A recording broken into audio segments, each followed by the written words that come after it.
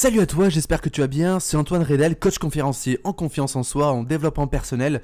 Ça fait un petit moment que je veux faire ce podcast, ça fait un petit moment que je voulais absolument parler de ce sujet qui est un petit peu tabou, c'est des gens, ils aiment pas forcément entendre ce genre de choses là, mais pour moi c'est essentiel d'en parler et ça me tient vraiment à cœur d'exprimer ça. Alors ça va pas être le podcast le plus positif que je vais dire, mais c'est très important d'en parler pour en prendre conscience, parce que le début de tout changement, le début d'un renouveau finalement, c'est de prendre conscience. Et quand on prend conscience de quelque chose, il y a quelque chose qui se met dans le cerveau, une petite idée qui se met dans le cerveau et qui va commencer à se développer et qui va peut-être éventuellement commencer à te créer un changement intérieur, d'avoir envie de passer à autre chose, d'avoir envie de réaliser tes rêves, de passer à une vie supérieure, à quelque chose que tu désires vraiment au fond de toi-même et pas forcément en fonction de ce que je vais décrire aujourd'hui. Et le sujet d'aujourd'hui, c'est quelles sont les raisons pour lesquelles on n'est pas heureux. Pourquoi il y a si peu de gens finalement sur cette terre qui sont pas heureux, qui vivent à leurs dépens, qui ont l'impression d'être coincés dans une cage, qui ont l'impression d'avoir un métier parce qu'ils sont obligés, etc., etc. Et j'ai vraiment envie de parler un petit peu des points que j'ai pu trouver. En fait, je me suis fait des petites notes par rapport à ça, de par mon expérience, de par ce que je peux voir avec les gens que je coach, que je croise, etc. Et de par mes analyses que j'ai pu faire aussi. Et je voulais vraiment t'en parler aujourd'hui dans ce podcast. Alors la première raison pour moi, la raison qui impacte le plus notre bonheur aujourd'hui, c'est l'éducation. Alors quand je parle d'éducation, c'est l'éducation parentale, c'est l'éducation et bien aussi qu'on a eu à l'école, l'éducation scolaire, mais aussi les expériences qu'on a pu avoir dans sa vie.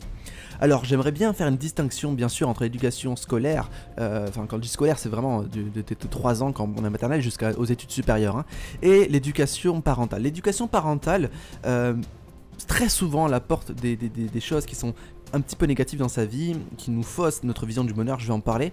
Mais il faut savoir, c'est très important que nos parents nous ont inculqué des choses en voulant bien faire. Ils nous ont pas dit des choses pour notre mal, bien évidemment. Ils ont juste répété les choses qu'ils ont apprises dans leur vie, que leurs parents leur ont apprises, pour nous le transmettre. Ils ont fait ça dans toute bienveillance et ils faisaient ça avec cœur, sauf qu'ils avaient peut-être pas réalisé finalement l'erreur qui a pu être faite dans l'humanité depuis des années, et ils ont voulu transmettre ça avec tout leur amour. Et même quand on a vécu des situations très difficiles avec nos parents, ils faisaient ça par amour.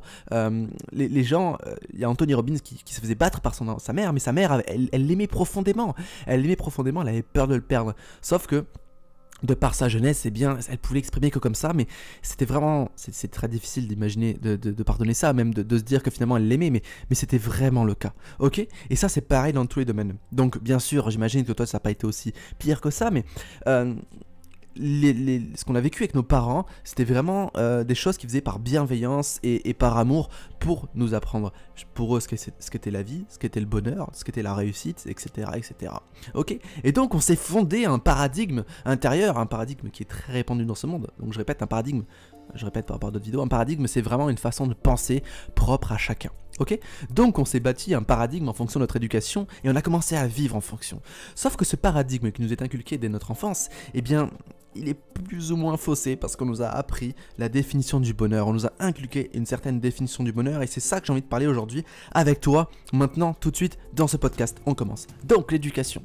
En fait, quand on a commencé à grandir dans l'école, on nous a un petit peu inculqué le bonheur. On nous a dit que les gens qui étaient heureux, alors on ne nous l'a pas dit directement comme ça, mais indirectement, hein, les gens qui étaient heureux, c'est les gens qui excellaient dans les études, les gens qui avaient de très bonnes notes, les gens qui faisaient de grandes études, les élèves qui rentraient dans une grande boîte, etc.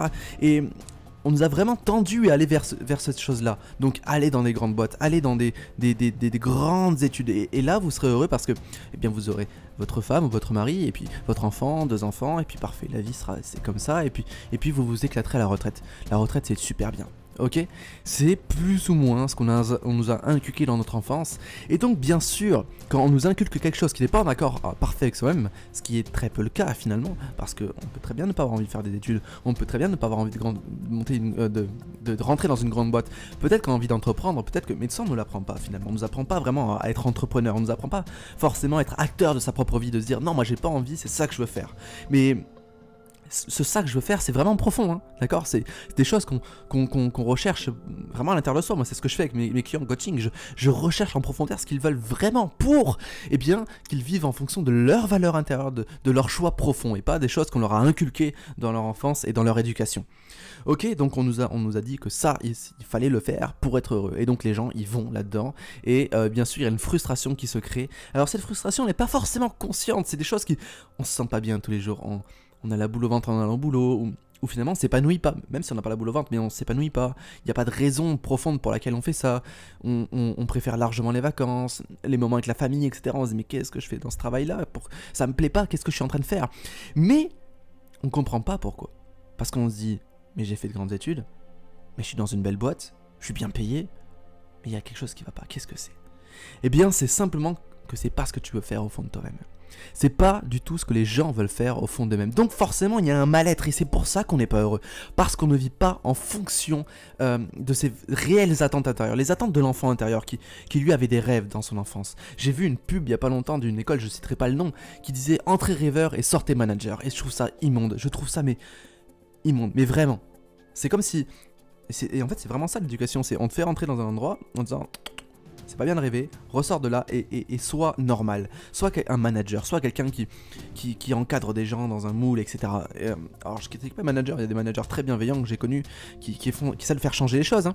Mais moi je te parle du management et de l'entrepreneuriat, de l'entreprise, pardon, du salariat, comme on nous l'inculque depuis notre temps d'enfance. Ok. Et puis on nous a aussi obligé à suivre des règles, tout le temps des règles et des lois.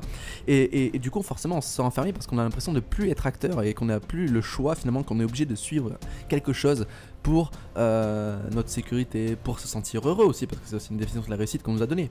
Et ça, en fait, c'est vraiment quelque chose qui nous limite tous les jours parce que c'est comme si on nous mettait une cage au fur et à mesure et qu'on se disait mais finalement mais qu'est-ce que je peux faire quoi, je veux faire ça je peux pas, je veux faire ça je peux pas, si je veux faire ça c'est super dur, et on nous met dans un moule. Moi par exemple j'ai eu beaucoup de mal à quitter un CDI, je me retrouvais vraiment dans une cage parce que t'as pas le droit de faire ceci, t'as pas le droit de faire cela. J'ai commencé à recevoir des lettres qui me disaient vous avez interdiction de faire ceci, faire cela, et je me suis retrouvé dans une cage littéralement, et donc bien sûr ça a empiété mon bonheur. J'ai commencé à faire un burn-out et heureusement j'ai quitté ce travail en termes burn-out. Je me suis écouté, j'ai écouté mon cœur hein.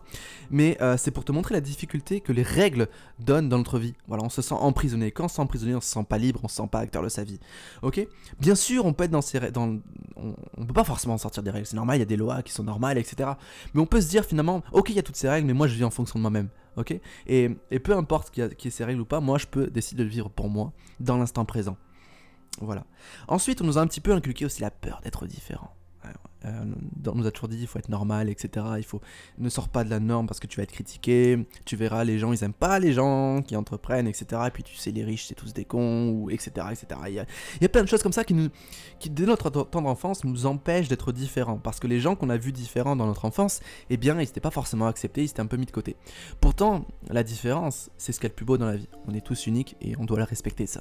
On doit respecter notre enfant intérieur, on doit respecter la personne pour laquelle on est, parce que comme on a cette peur en fait d'être différent, eh bien on crée ce qu'on appelle un masque social. C'est un truc que j'ai vu, il y a 95% des gens qui ont un masque social. C'est un masque du voilà comment vous avez envie d'aimer les gens, et bien regardez, voilà, je suis comme ça, c'est cool. Sauf que là c'est une destruction totale de l'estime de soi, de la confiance en soi. Parce que dès qu'on met un masque social, on se ment. On ment aux autres et on se ment à soi-même. Et on est en train de dire à son enfant intérieur, toi, je veux pas que tu sortes. Toi, reste petit, ne te découvre pas. Et donc lui, qu'est-ce qu'il fait? Ben il se sent mal, super mal, il se dit mais qu'est-ce que t'es en train de foutre? T'es vraiment en train de m'humilier, t'es en train de me rapetir. Moi je veux vivre. Et ça, c'est une atrocité finalement de mettre un masque social. S'accepter. Je sais pas si t'as déjà dû voir dans ton enfance ou même dans ta vie des gens qui étaient différents et finalement ils avaient une assurance. Tu te disais waouh, lui, je sais pas pourquoi il y a un truc qui est fort, ou elle.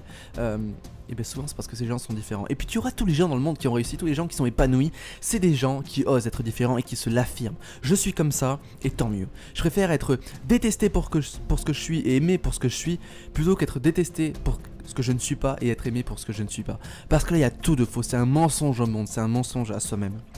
Ok. Après, on nous a inculqué la notion du bien et du mal. Ça, c'est bien, ça, c'est mal. Mais tu vas dans une autre culture, on te dira, oui, mais ça, c'est bien, mais ça, c'est mal. Et en fait, il n'y a pas de bien et de mal dans ce monde. C'est que des choses qu'on nous a inculquées. Le terroriste, il pense que nous, on est mauvais et que eux sont bons. Tu vois, et là tu dis qu'il y a quelque chose qui cloche, quoi. Tout le monde sur cette terre se dit, ça c'est bien, ça c'est mal, ah mais ça c'est super, ça par contre faut pas le faire, c'est super dangereux, etc.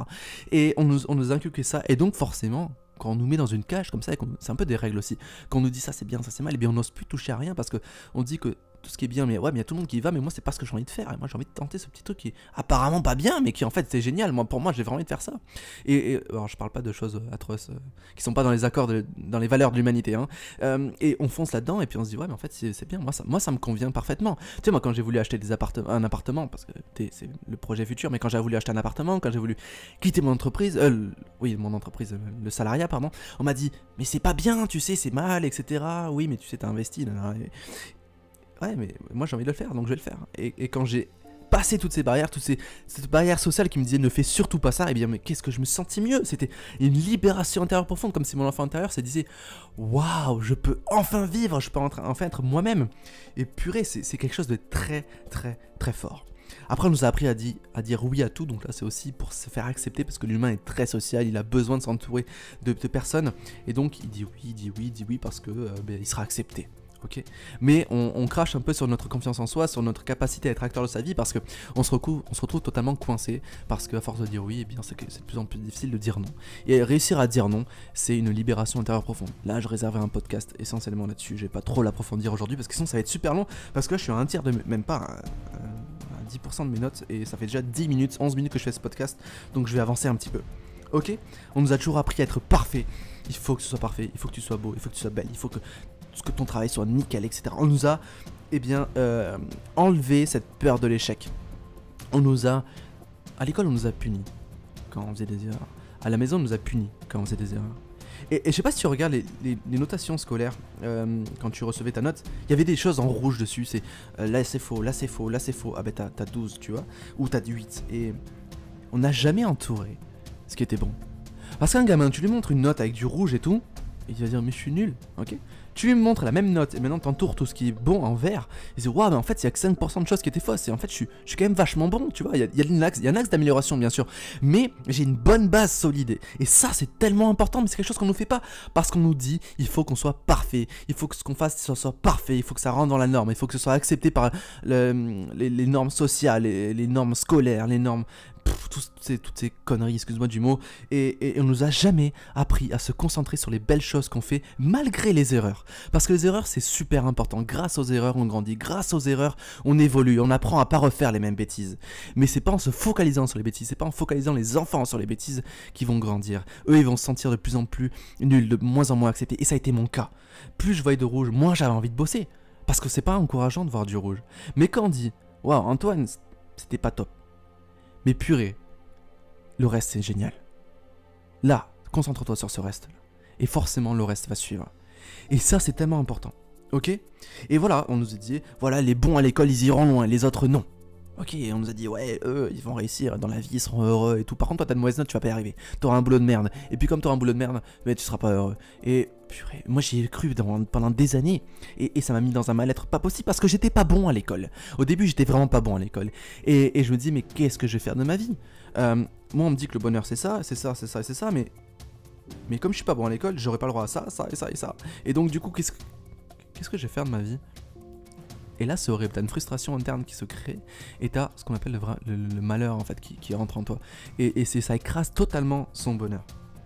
Ok, après il y a la vision de l'argent qu'on nous a inculquée depuis notre temps d'enfance. On nous a dit que voilà, l'argent c'était pas bien, que les riches étaient sales, qu'ils étaient malsains, etc. Mais c'est tellement pas vrai quoi. Enfin, je m'en suis rendu compte à force de travailler aussi sur ma vision de l'argent. Les gens qui ont beaucoup d'argent dans ce monde, bien sûr qu'il y a des gens malhonnêtes, mais aussi des gens pauvres qui sont malhonnêtes. C'est ça qu'il faut comprendre. Et il y a des gens voilà qui ont beaucoup d'argent, mais ils donnent tellement.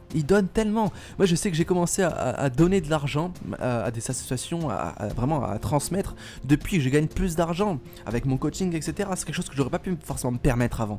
Mais plus tu as de l'argent par exemple, plus tu peux donner. Tu peux créer des emplois en fait en montant ta boîte. Et ça les gens ne s'en rendent pas compte. Quand tu es riche, tu peux créer des emplois. Et tu peux du coup faire vivre des familles entières. Et ça c'est beau. D'accord? Mais malheureusement, il faut de l'argent. Ou je dirais même plutôt, heureusement, il faut de l'argent pour ça. Ok? Et puis après, on nous a aussi fait croire, ok? Ça, c'est aussi une aberration qui me fait. J'aime pas forcément la dire, mais c'est vraiment le cas. En gros, t'es pauvre, t'es pas heureux. Voilà. T'es riche, par contre, t'es vachement heureux. Et du coup, ça crée forcément une jalousie. On a créé des classes sociales. Des classes sociales, c'est une aberration totale. On est tous pareils, on est tous... Alors quand je dis on est tous pareils, mais on est tous uniques aussi, d'accord? Mais on est des humains, ok? Il n'y a pas de différence entre les pauvres et les riches. Ça, c'est des conneries pas possibles. On est tous égaux, ok? On a tous cet être intérieur en soi, cette âme, si tu veux, qui nous fait vivre. Et on est tous vraiment pareils, ok? Parce qu'il y a des peuples qui vivent avec rien. Ok, sauf que comme on leur a jamais dit ça, que l'argent faisait le bonheur, ou que faire des études pour dans une grande boîte, avoir un bon salaire, ça faisait le bonheur. Eux, ils savent pas tout ça. Et c'est des peuples qui vivent, et ils sont tellement plus heureux que nous, et ils ont rien en fait. Ils ont pas d'argent, tu vois. Ça casse totalement le fait qu'on t'ait dit que les riches étaient forcément plus heureux que les pauvres, parce que les pauvres ils devaient ramasser, etc. Mais c'est des conneries. On peut très bien, et je l'ai vécu aussi, j'ai eu des moments financier très très difficile, ça m'empêchait pas d'être heureux, ok? C'est pas parce qu'on n'a pas d'argent qu'on n'est pas heureux, c'est pas parce qu'on n'a pas d'argent qu'on peut pas faire des activités, qu'on peut pas bouger, qu'on peut pas contempler la vie d'une certaine manière. Tu sais, moi, à un moment j'avais des grosses difficultés financières, vraiment des grosses difficultés financières, mais c'était pour mon projet.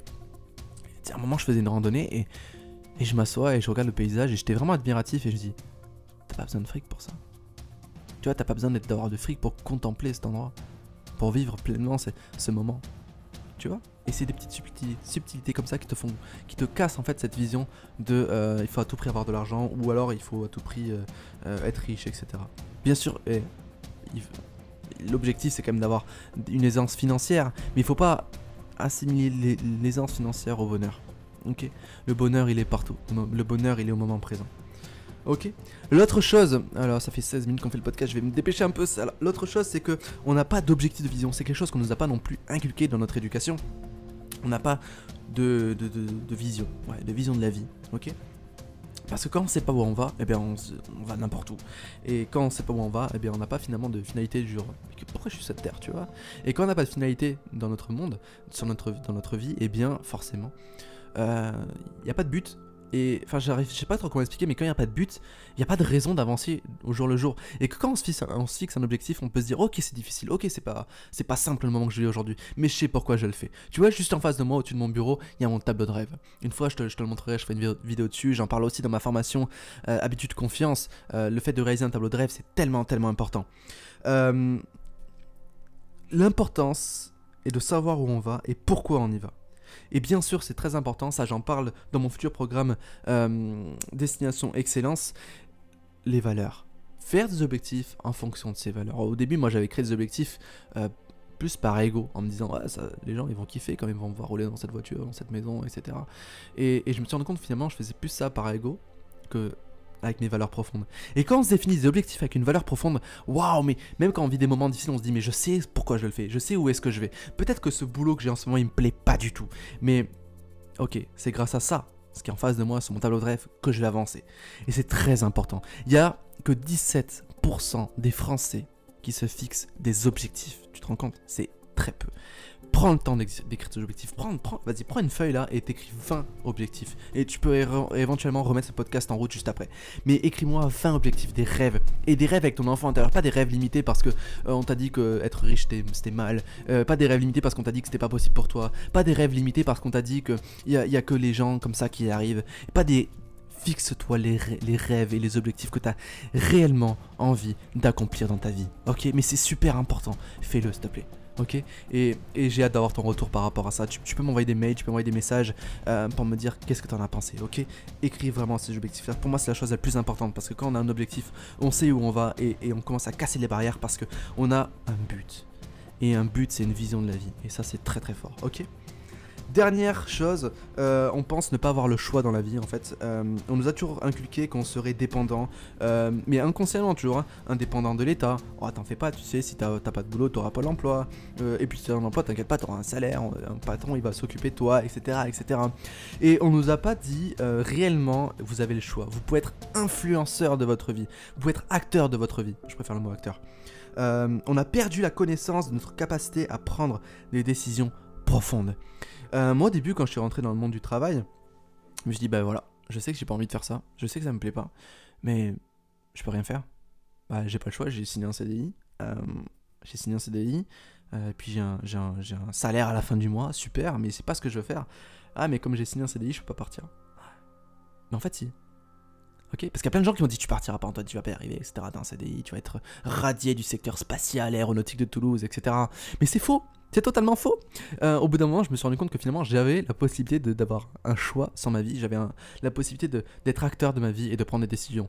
Et peut-être que ça te met dans des situations difficiles pendant un certain moment, mais tu te prouves à toi-même que tu es capable d'avoir une influence sur ta vie, ok? Sauf que ça, on nous a pas forcément inculqué le fait qu'on avait le choix dans la vie, ok? L'important, c'est de prendre conscience qu'on peut influer sur notre vie pour soulager finalement son enfant intérieur, parce que l'enfant intérieur, lui, ce qu'il veut faire, c'est triper, il veut kiffer la vie, il veut faire des choses. Il faut simplement libérer son potentiel pour être pleinement heureux.